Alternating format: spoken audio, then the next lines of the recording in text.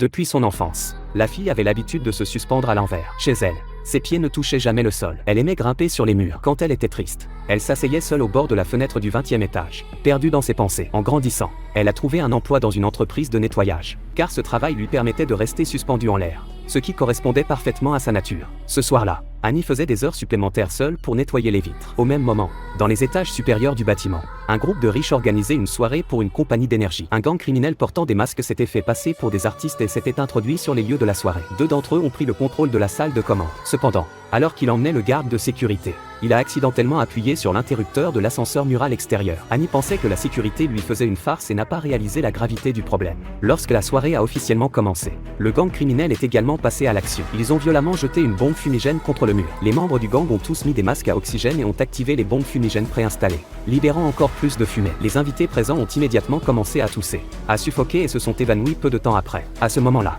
Annie, qui nettoyait le mur extérieur, a soudainement remarqué que des bouteilles à l'intérieur dégageaient de la fumée et que les clients de l'hôtel s'évanouissaient également. Elle a immédiatement réalisé que quelque chose n'allait pas. Elle s'est donc dépêchée de vérifier les câbles de la plateforme élévatrice, a attaché sa corde de sécurité et a commencé à grimper. Pendant ce temps, le gang criminel a mis des masques à oxygène sur toutes les personnes, les a ligotées et assises en rang, les avertissant qu'elles n'auraient une chance de survivre que si elles coopéraient. En même temps, leur membre hacker avait déjà fermé tous les ascenseurs et passages. Tous les signaux du bâtiment étaient également coupés. Le gang a vérifié l'identité des personnes présentes à l'aide de photos et a commencé à fouiller les chambres d'hôtel. Annie est arrivée par hasard à la fenêtre d'une chambre d'hôtel et a été témoin de la scène où un homme était bousculé et pris en otage. L'homme a également aperçu Annie et a voulu demander de l'aide, mais elle a frénétiquement secoué la tête pour l'en empêcher. Annie est rapidement retournée sur la plateforme élévatrice et a désespérément demandé de l'aide aux passants en bas. Mais sa position était vraiment trop haute et les piétons dans la rue bruyante ne pouvaient pas l'entendre du tout. C'est alors qu'Annie a eu une idée. Elle a sorti de la graisse pour poulie et l'a étalée sur la fenêtre. Ensuite, elle y a mis le feu. Comme prévu, cette astuce a fonctionné. Un signal de détresse SOS est apparu sur le mur extérieur du bâtiment.